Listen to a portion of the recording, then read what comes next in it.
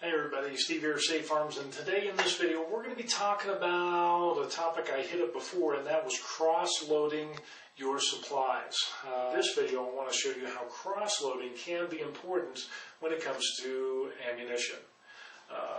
Let's say you started building up your ammunition base for the different firearms that you have, and instead of putting all your 223 rounds in a bunch of ammo cans, and then you're going to your 9mm, and then you're going to your 45, and then your 308, or whatever ammunition you have, we have to look at the worst case scenario.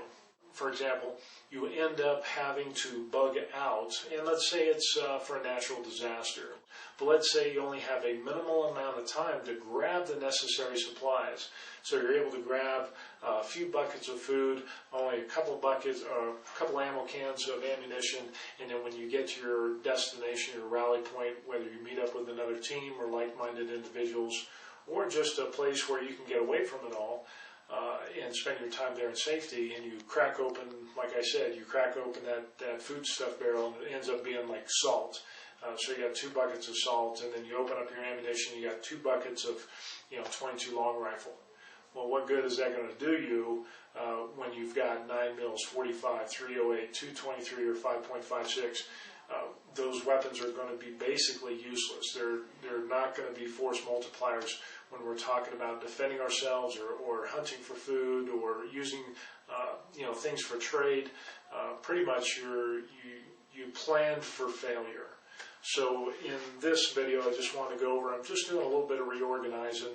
I just want to show you how you can cross-load your ammunition, and it might be an idea for you to try, because at least that way, in case there is a situation when you have to bug out, or you have to give some ammunition to somebody, or you want to trade or barter ammunition, instead of bringing like 5 boxes of 223, you might be able to just bring in 1 box, hold your cards close to the chest and not show everything that you have. I don't know, whatever the case is, but it'll definitely help you if you're bugging out or if you're moving, and it's just a smarter way of doing things. So anyway, let's go ahead and take a look at some of the ammunition that I'm going to be cross-loading today. Okay, now one of the things you're going to need before you start cross-loading is you're going to need some place to store this stuff. Now here we have some ammunition cans, which would definitely come in handy whether you're loading up supplies. It could be mini food stores for cache purposes, ammunition, tools. Ammunition cans are great. So if you find them, usually if you can get anywhere from $9, $10, $12 each, you're doing pretty good. Make sure that the lids fit on properly and that they have the rubber gasket and it's not dry rotted out. You want to make sure it's nice and pliable and that you're able to close the lid and not have any problems. Now, the ammunition that I have here is just some of the stores that I have, and this is going to be for like long-term ammunition storage. In other words, I'm going to store this stuff along with some other ammunition, so it'll be my base load, and then anything that I shoot, when my family and I go out shooting or practicing drills or whatever, this is not the ammunition that we're going to dip into. This is going to be like kind of like your insurance policy. Back in the day when ammunition was cheap, picked up some PMC. This is 1,000 rounds of 223. Here's another 1,000 rounds of 223. 2, 4, 6, 8, 10. Another 100. Another 60 rounds there. I've got some 9mm here. Those are 50, so it's 1, 2, 300 rounds, 4, 5.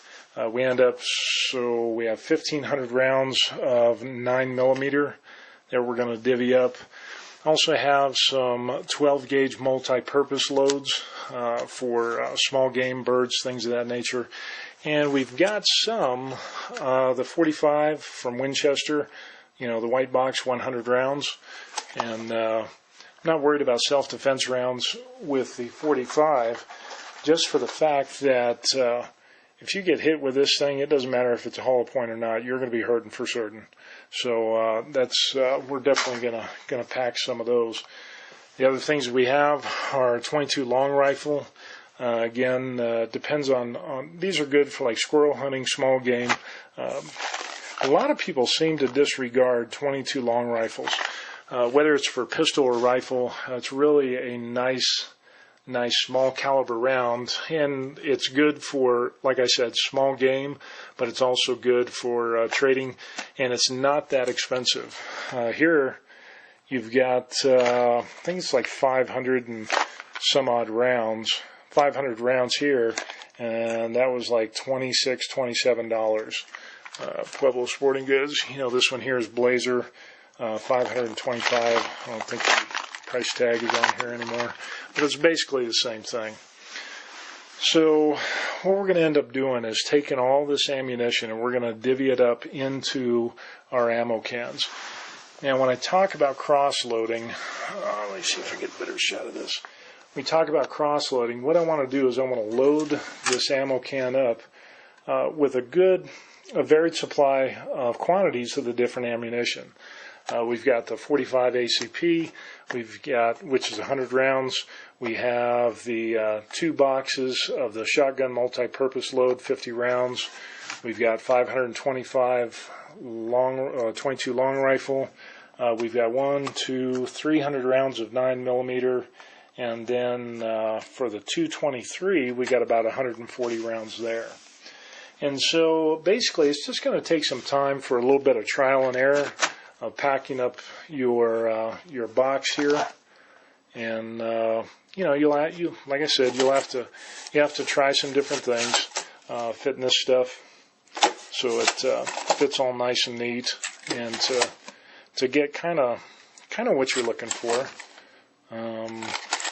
Might take a little bit of time, but eventually you'll get to the point of where you can have all the ammunition that you need.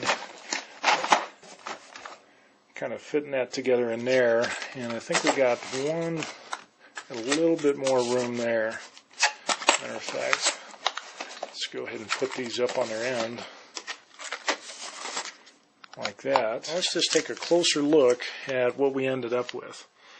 We see here that for our ammunition cross-load, we have number 1, we have 45 caliber, have 100 rounds. For the 12 gauge multi-purpose loads, we have 50 rounds. For 22 long rifle, we have 523 rounds. For the 223, we got 140 rounds, and for 9mm, we have 300 rounds, which gives us a total of 1,115 rounds. Now, we're going to try to make basically the same type of ammo box that has these same quantities, and if we make 3 of these up, that'll give us about 3,343 rounds, 3,345 rounds each.